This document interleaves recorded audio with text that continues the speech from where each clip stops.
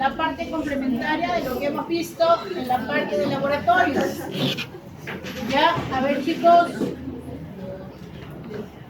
Entonces, como hoy día hemos visto en la parte de laboratorio, hemos estudiado los éstones. ¿Qué parásitos vimos hoy día? Taenia solium, Taenia solium, ¿qué más? saginata, ¿qué más? ¿Qué más hemos visto? ¿Ah? ¿Qué es SPP? ¿Cómo era? Inoceito nana, ¿Cómo? Diptilobotrium SPP. ¿Qué más? Hymenolepis nana. ¿No? Bien, entonces todos estos parásitos son céstodes. Ya hemos visto cuál es la principal característica. Que como hemos podido observar, ¿dónde habitan cuando son adultos? intestino delgado. ¿Ah? Cuando son adultos, intestino delgado.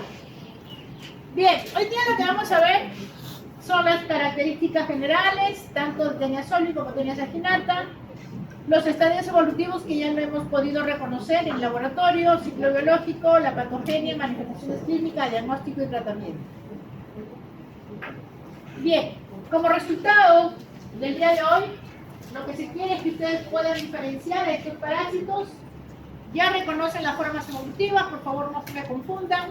En los adultos, ¿qué es lo que presentan? A ver.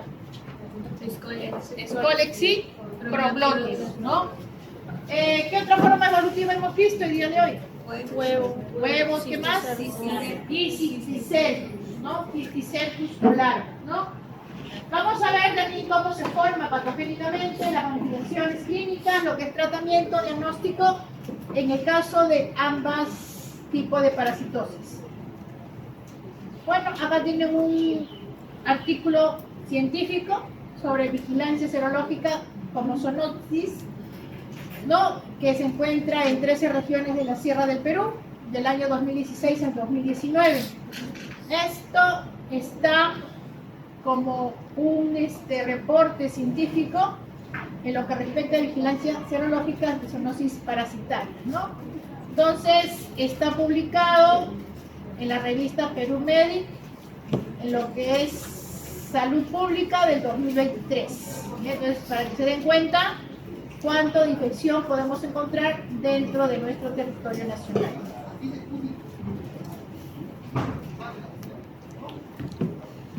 Acá tenemos una estadística más o menos de evaluación, ¿no? En lo que respecta a los lugares donde se ha encontrado. Por ejemplo, se habla de lo que es Echinococcus, la forma quística, lo que es Cysticercus positivo, y lo que es la parte de fasciolosis positiva también, ¿no? Entonces, cuáles son las condiciones donde se va a encontrar o reportar el tipo de parasitosis depende de muchos factores, ¿no? Depende de las condiciones de riesgo en lo que respecta a la alimentación, el consumo frecuente, por ejemplo, de la carne de cerdo, el consumo de las verduras, ¿no?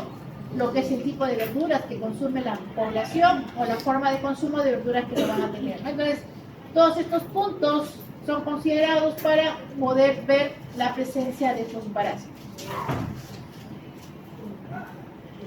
A ver, no sé si abre esto.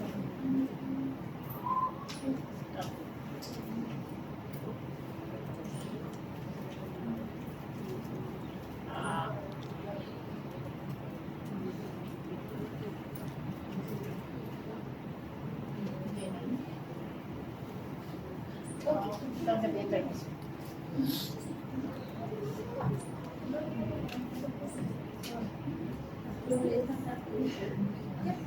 Sí.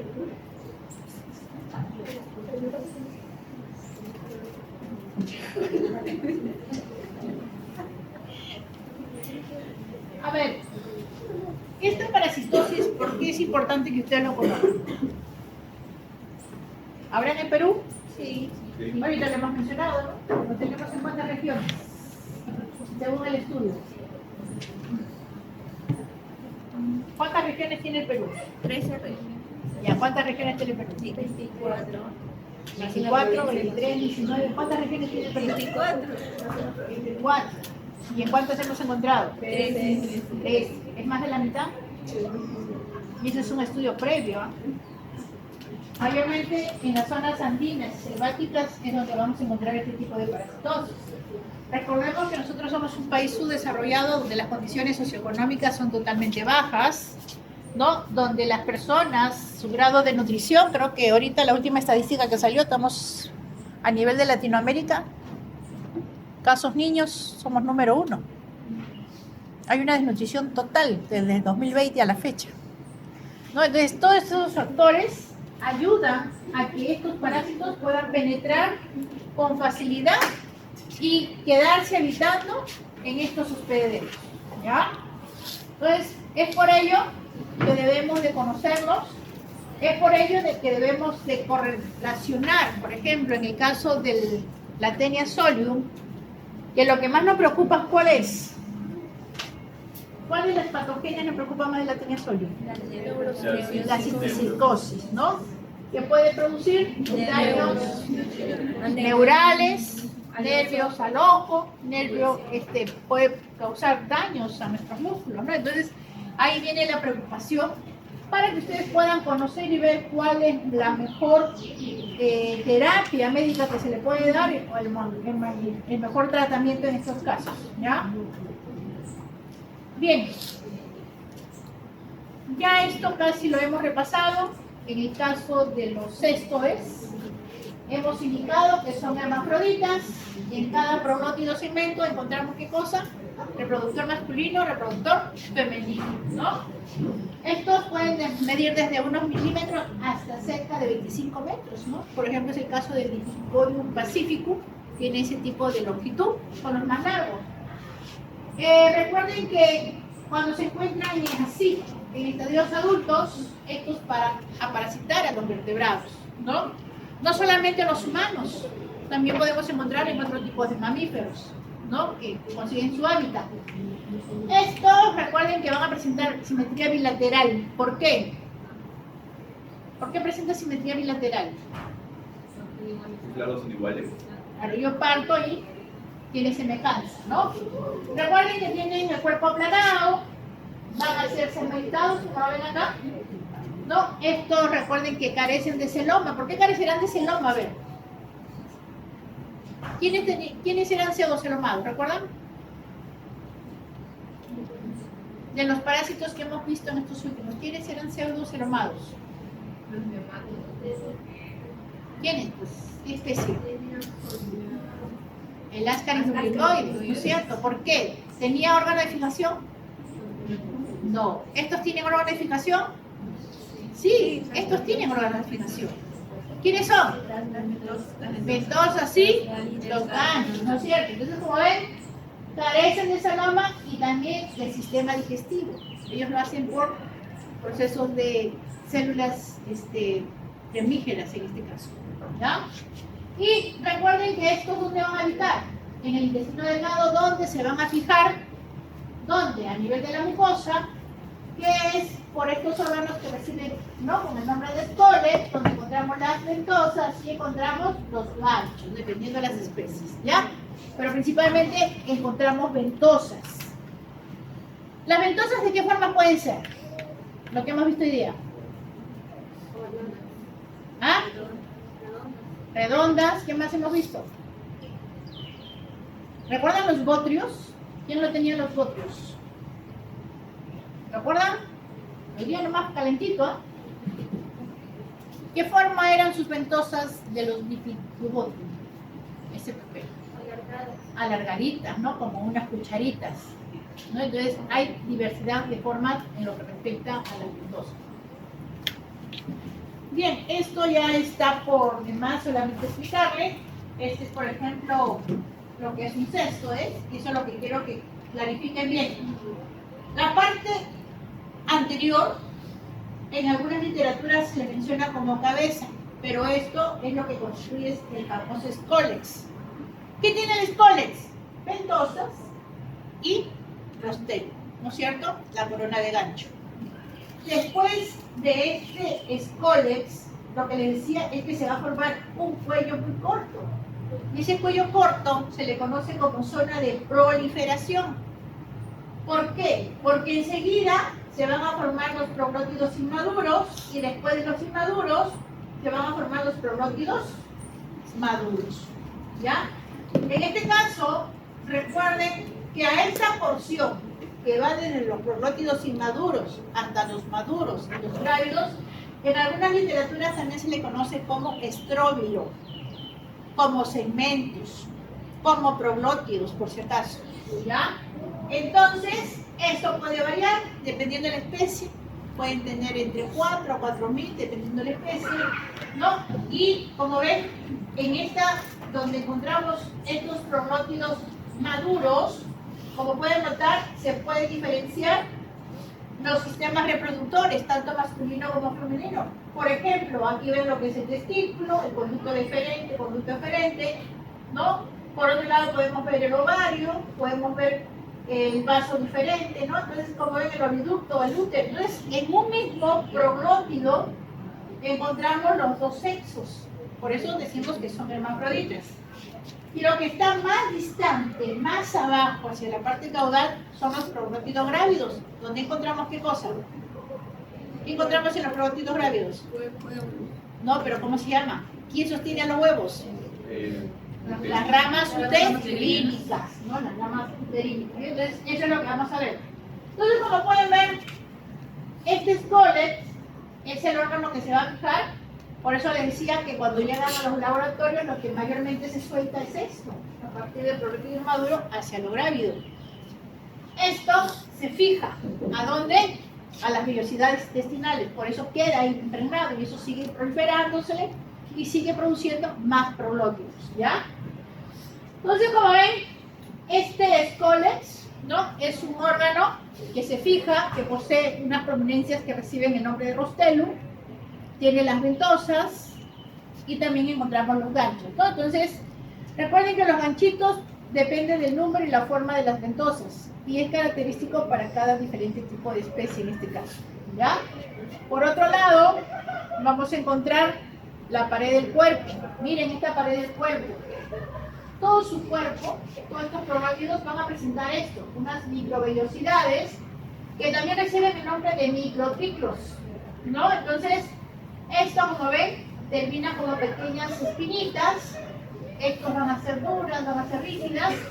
Y esto también les sirve para fijarse a su hospedero.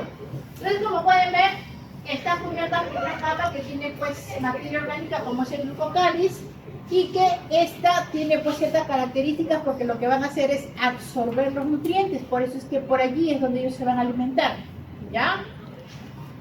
En lo que respecta al sistema nervioso, ¿no? Esto es un poquito desarrollado, tiene pues una concentración nerviosa y parte de acá, a nivel del escolex. Y esto lo que van a tener, van a ser dos nervios de forma longitudinales que se van a comunicar entre cada proglótido generalmente, ¿ya? Y en lo que respecta al aparato excretor, como pueden ver, presenta dos canales excretores que también están de forma longitudinales y estos también se van a comunicar entre cada proglótido para cada porción, ¿no? Y generalmente estos están constituidos por las células flamígeras que les indicaron, ¿ya?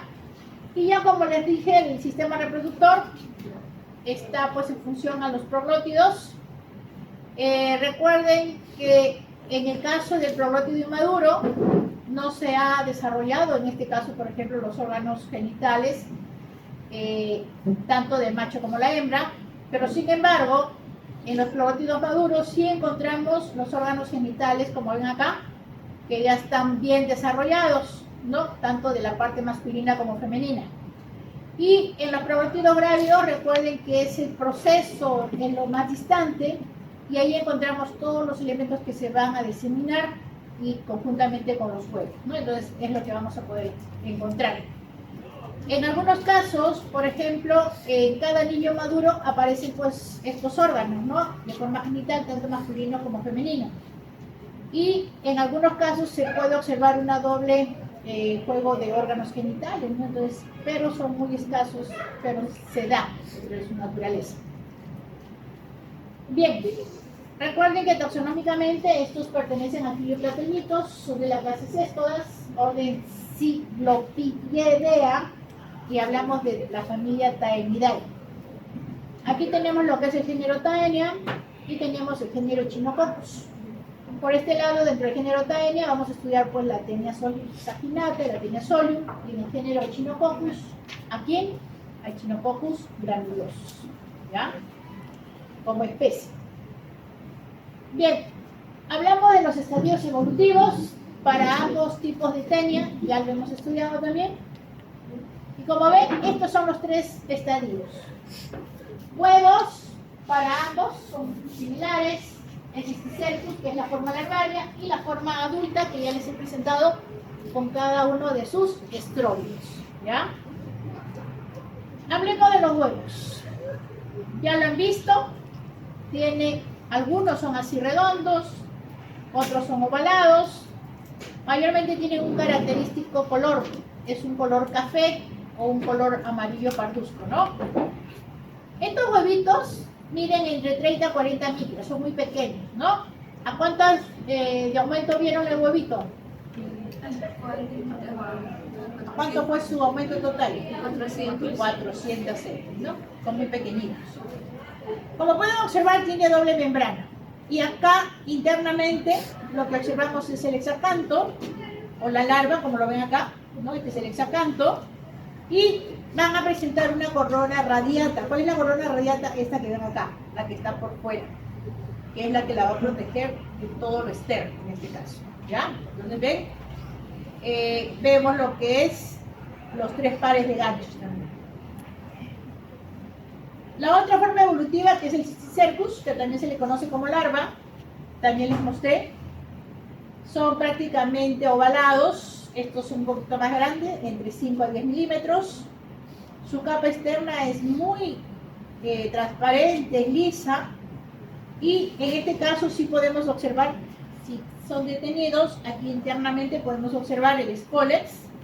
Y recuerden que si fuera la Taenia solium, vamos a observar tanto los ganchos como las ventosas. Y si es aginata, solamente ventosas. Por eso recuerden que les dije que a partir de los Cysticercus nosotros ya podemos diferenciar si es Taenia solium o si es Taenia saginata. Sin embargo, en los huevos no hay diferenciación. ¿Quedó claro? ¿Ya? Y como ven, estos Cysticercus mayormente ¿dónde lo encontramos? ¿Dónde invaden? El músculo, ¿no? El tejido muscular. Acá tenemos el estadio adulto, que también lo hemos visto. El caso de la solium mide entre 2 a 7 metros de longitud y la saginata entre 4 a 12 metros de longitud, ¿no? Ya lo hemos diferenciado, también lo vieron en práctica. Clarito, la solium con su corona de ganchos, su doble corona de ganchos, sin embargo la saginata peladita. ¿Dónde lo encontramos? Intestino delgado, específicamente a nivel de jejunio. Ya hemos dicho que el escole se caracteriza en la solium por la presencia de 4 ventosas redondas y la doble corona de ganchos, como lo ven acá. Sin embargo, en el caso de la saginata, solamente 4 ventosas y ganchos. Miren, este es su proglótido grávido, ¿no? En la solium recuerden que tiene menos de 12 ramas uteríricas. Y en el caso de la saginata tiene más de 12, por eso es el tamaño, ¿no? Que pueden llegar a medir hasta 12 metros, porque la longitud de cada proglótido prácticamente aumenta un cuarto más.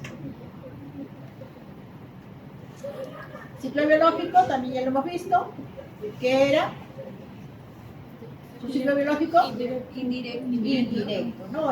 O heteroxeno. Entonces, como les indicaba, el varón o humano que esté infectado lo que va a hacer es defecar. Y cuando defeca, conjuntamente con sus heces salen los huevitos y salen los proglótidos. No se confundan.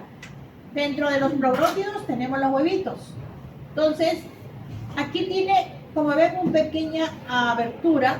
Generalmente en el último proglótido tiene lo que es una abertura que se conoce como foramen magnum.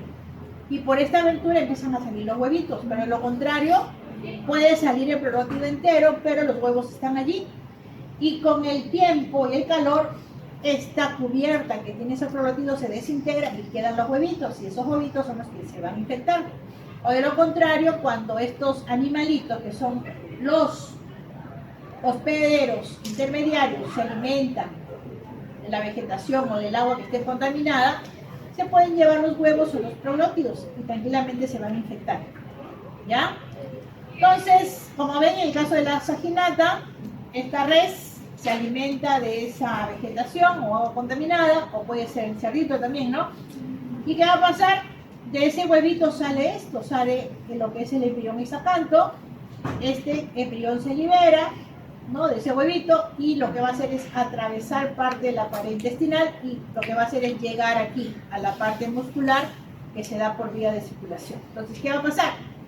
Este embrión se enquista acá y se forma lo que es el cisticerco a nivel muscular. Entonces, el humano se infecta por una teniasis cuando consume ¿qué? Carne cruda o mal cocida. ¿Por qué? Porque tiene cisticerco a nivel muscular. Y como come esa carne que esté mal cocida o cruda, se va a ingestar, ¿no? Se va a infectar y le va a producir la teniasis. Entonces, ¿qué va a producir? Que este cisticercus hace su recorrido digestivo, llega hasta la parte del intestino delgado, se fija aquí de este cisticercus, sale ya la forma del escoles y se va a fijar a nivel del intestino. Aquí es donde se va a quedar, se fija, los proglótidos empiezan a proliferarse y empieza a desarrollar hasta formar los proglótidos grávidos. Cuando forman los grávidos, se desprenden y empieza a producir el siguiente ciclo de vida para ellos. ¿Ya? Entonces, recuerden, saginata lo único que nos va a dar es la teniasis. ¿Ya? En el caso de la solium también ya lo hemos visto, casi lo mismo, lo único que va a variar es el hospedero intermediario, que es el cerdito, pero hay otra forma de infectarnos. Aquí, recuerden, es teniasis, ¿no? Cuando nos infectamos, porque estos cerditos se infectaron y les desarrolló a nivel muscular los cisticercos. ¿Qué te da? La teniasis, ¿no? Se empieza a crecer las tenias acá. Pero la otra forma de infectarnos en el Plasmodium, ¿qué cosa es? Vía huevos. Esta es la más peligrosa. ¿Y cómo nos podemos infectar con los huevos? Ya le dije, ¿cómo nos infectábamos? ¿Ah? ¿Qué pasaba con la tía Veneno? ¿Qué pasaba? A ver. No se lava las manos. No se lavaba las manos, no lavaba los alimentos, y los huevitos estaban ahí, y tú lo consumías como huevo. ¿Ya? Entonces, como ven acá, igual, hace su recorrido, ingieres el huevo, ¿no? Ese huevito que está embrionado. Entonces, ¿qué va a salir del huevo? La oncósfera. Entonces sale la oncósfera, explosiona, ¿y qué va a hacer? Va a penetrar a los tejidos, ¿no? Se va hacia los tejidos, empieza a circular, y recuerden que se forma el cisticerco. Entonces, este cisticerco, recuerden que no solamente se va a formar a nivel muscular, también puede afectar otros órganos, como les dije, cerebro u ojos, algunas veces hasta pulmones, ¿no? Entonces, es donde se produce la famosa neurocisticicosis o la oftalmoneurocisticicosis. ¿Ya? ¿Hasta aquí todo claro? ¿Quedó claro? ¿Sí? Muy bien. Forma de transmisión. Recuerden, tenia saginata. Hay que arreglarlo. Ingesta de carne de los bovinos, de las reses. ¿Que tienen qué cosa? Cisticercos. Ahí quedó bien claro. En la solium, ingesta de carne de cerdo, que también tiene cisticercos. Ambas son teniasis. Pero cuando ingiero huevos, es la cisticercosis. ¿Quedó claro? ¿Quedó claro? Entonces, la tenia nos puede producir dos tipos de patogenias. Y la saginata nos puede producir una sola. ¿Ya? Listo. Vamos a ver las características patogénicas que tiene la tenia solium o la tenia saginata. Como ven, es un parásito grande, ¿no? Es enorme. Invade nuestro flora intestinal. Entonces, debido a este gran tamaño, sobre todo cuando son adultos, esto lo que van a hacer es alterar nuestro intestino. ¿No? Imagínense una tenia de 12 metros ahí en tu intestino, ¿no? Lo primero que va a pasar, ¿qué cosa? ¿Qué crece? Elongación, ¿no? Abdominal. Entonces, esto de igual forma puede causar daño. ¿Por qué? Porque tiene acción exfoliatriz. ¿Cuándo es acción exfoliatriz? A ver. ¿Cuándo se produce una acción exfoliatriz? Cuando hace daño a las microvellosidades del intestino. Ya, pero cuando es cefaliatriz es porque va de un lugar a otro, ¿no es cierto? Y va arrajando nomás, ¿no? Sobre todo en el caso de los que son los nutrientes, ¿no? Que es consumido por estos parásitos y el hospedero no lo va a consumir, sino ellos son los primeros que lo van a nutrirse. Recuerden que durante los procesos de metabolismo el parásito lo que va a hacer es absorber del huésped y lo que va a hacer es producir ciertos síntomas, ¿no? Ciertas alteraciones. En el caso del escole, que es el órgano que se fija a la pared del intestino, y en el caso de los probótidos, porque pueden quedar flotando a nivel de la vías intestinal. Entonces, todo esto va a traer alteraciones. Recuerden que en este caso, cuando hablamos del impacto del escoles en la mucosa intestinal, esto puede producir ciertas reacciones inflamatorias, y recuerden que los estróbilos provocan distensión y espasmos a nivel intestinal, ¿no? Entonces, por el tamaño grande que tienen los parásitos, pueden causar estas molestias que muchas veces lo relacionan con otra parte de sintomatología. Bien, recuerden que la Taenia solium produce dos enfermedades, volvemos a repetirle, en el caso de los humanos, fase adulta de parásito, nos produce lo que es la teniasis, y en la fase de cisticercus, nos produce lo que es la cisticercosis. ¿Cuántas veces lo voy repitiendo? Hablamos de manifestaciones clínicas, ¿no? Cuando está en forma adulta, para ambos parásitos, recuerden que pueden ser asintomáticos, y si son sintomáticos, al paciente le puede producir náuseas, le puede producir también debilidad, pérdida de peso, pérdida de apetito. En algunos casos le puede producir dolor abdominal, diarreas y mareos, ¿no? Eso cuando produce la teniasis. Y cuando hablamos del estadio de cisticercus, recuerden que estos se presentan así, ¿no? Como masas o bultos quísticos que pueden estar a nivel muscular u órganos, ¿no? Y trae reacciones alérgicas. El caso de la neurocisticercosis, el paciente mayormente, pues como les explicaban antes, presenta cefaleas, convulsiones, principalmente la convulsión es un primer síntoma. Pueden tener problemas de hidrocefalia por efecto de la masa, ¿no? Es conforme va desarrollándose este parásito, que muchas veces lo asimilan a un tumor cerebral, y por lo tanto puede traer pues alteraciones neurológicas. Depende cómo se localicen, en qué lóbulos se encuentren, por ejemplo, estos parásitos, ¿no? Recuerden que pueden alterar los lóbulos donde se encuentra de repente lo que nos produce movimiento, de repente lo que nos produce en el habla, lo que nos produce de repente otras acciones, ¿ya? Acá tenemos un trabajo en lo que respecta a neurocisticercosis masiva. Acá, por ejemplo, presentamos un caso de revisión de esta literatura, ¿no? Y este trabajo lo realizaron, dice, en Cuba, ¿no? Santiago de Cuba. Y miren cómo se toma el TAC, donde muestran pues diversas zonas hipodensas, ¿no? Con la presencia de este parásito. El diagnóstico, ya les dije, mayormente, recuerden, para visualizar el Scolex es muy difícil, porque esos prácticamente se quedan fijados a nivel de lo que es las vellosidades intestinales. Pero sin embargo, los proglótidos sí salen, ¿no? En las heces, y se pueden analizar macroscópicamente. Hacemos lo que son exámenes topoparasitológicos para ver los huevos, y lo otro que se hace bastante para confirmar la presencia de estos parásitos es los métodos inmunológicos o métodos moleculares, ¿no? Como la prueba de ELISA o PCR, ¿no? Son los más utilizados. En el caso de un paciente con neurocisticercosis se recomienda pues las imágenes, ¿no? Como es la resonancia magnética o el TAC.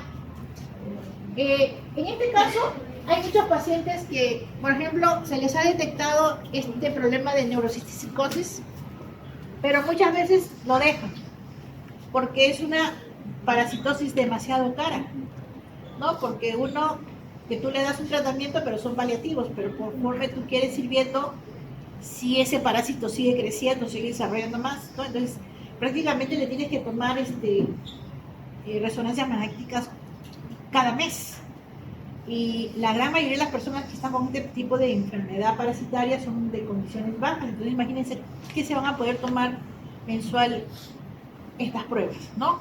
Pero eso lo hacen, por ejemplo, para ver la eficacia del fármaco, ¿no? O también ver si está disminuyendo la carga de ellas, ¿ya?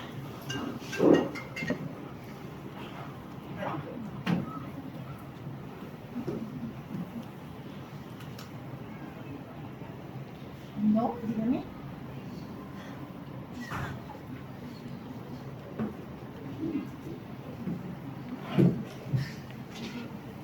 Ah, ya, voy a llamar un ratito porque yo estoy en clase. Ya, ok, gracias, ya, gracias.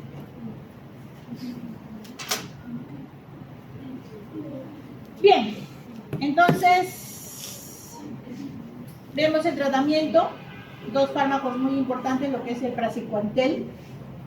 Se recomienda dosis de 5 a 10 miligramos por kilogramos. Esto te cura 100%, pero eso es en la fase inicial.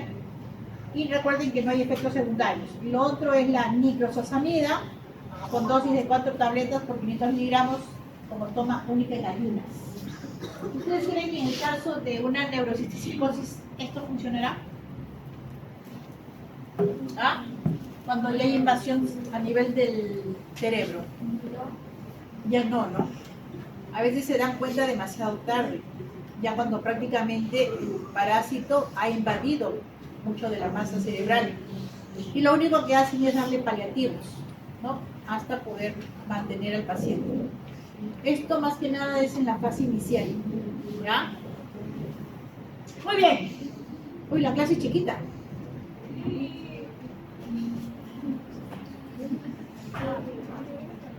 A ver, aquí lo único que faltaría agregarle, este de acá ya lo hemos visto en la práctica. Por favor, miren lo que es teniasis humana, ¿no? Infección parasitaria causada por estas dos especies, Taenia saginata, Taenia bovina. Pero acá también se menciona una Taenia asiática, ¿no? Pero acá en nuestro territorio no tenemos casos de ellos, ¿no? Sino que se les indica para que de repente alguien se va a trabajar por estos países. Recuerden que hay una Taenia asiática que también proviene de los porcinos, ¿ya? Vamos a ver, ¿ven? Por eso la Taenia asiática es de los porcinos, ¿no? Y se da porque se consume carne cruda mal cocida y provoca la teniasis, ¿no? Como pueden ver, presentan síntomas leves. Aquí pueden observar que la Taenia solium es la especie que causa problemas graves en la salud, por lo tanto aquí solo nos vamos a referir a ella, ¿no? Se caracteriza por síntomas leves e inespecíficos que se pueden presentar con dolor abdominal, náuseas, diarrea, estreñimiento, ¿no? Y se transmite al ser humano a través de la ingestión de quistes larvarios de Taenia, llamados cisticercus, presente en la carne de cerdos infectados poco cocidos, ¿no? Entonces, el tratamiento nuevamente se recomienda el praziquantel o que es la niclosamida, ¿ya?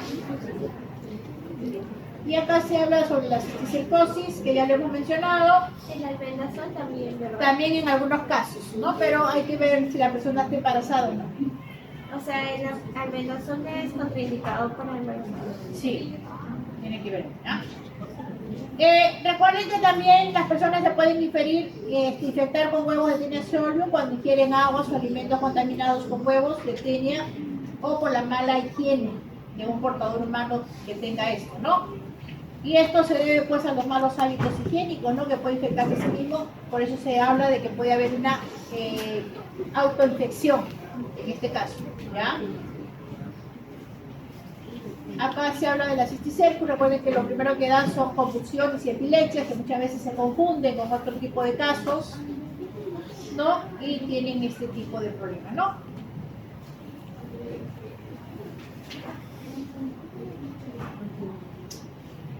Miren, acá en el caso de lo que es neurocisticicosis, se indica de que dado que la destrucción de los quistes puede producir una respuesta inflamatoria, la enfermedad activa requiere a veces de tratamientos prolongados con praziquantel o albendazol, ¿no? Pero además se debe dar un tratamiento sintomático con corticoides y antiepilépticos, ¿no? En algunos casos un tratamiento quirúrgico, pero es bien raro, ¿no? Cada caso se debe de evaluar dependiendo dónde se ubiquen estos parásitos, ¿no? Pero mayormente cuando se detecta neurocisticosis ya se detecta en la fase más avanzada. ¿Ya? Pues la clase era chiquita. ¿Qué pensaba?